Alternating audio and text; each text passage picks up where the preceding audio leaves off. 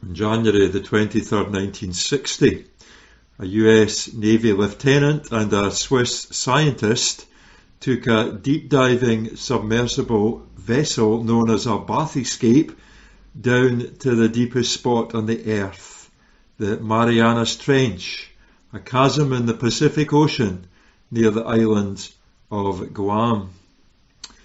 That chasm is 7 miles straight down beneath the ocean surface, and what they did was surely a massive, record-breaking feat. It took them nearly 5 hours to get to the bottom, but they were finally able to locate and then to reach the ocean floor. It was an amazing feat because they could go no deeper. That, however, is not the case with the depths of God.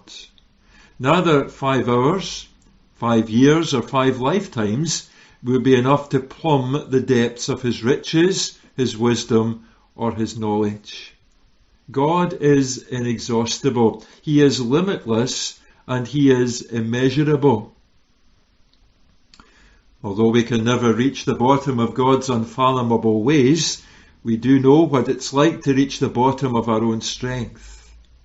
And maybe you've been there in recent months. You might even be there today, right down where life drags you to the point where you feel that you can do nothing and that you are worth nothing. You feel that everything seems hopeless and impossible to handle. And let's be honest, this is where many people either give up entirely or find themselves dropping into a pit of bitterness.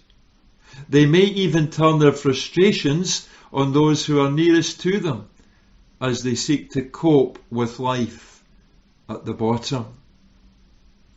What we all need to know is that there is something which is deeper than our own limitations and problems, and that is the bedrock of God's faithfulness and power and knowledge. His unseen, sovereign, eternal purposes are underneath it all, holding everything together, including each one of us. We are reminded of these truths in Deuteronomy chapter 33 verse 27, where we read that the eternal God is your refuge, and underneath are the everlasting arms. Our problems might be deeper than ever.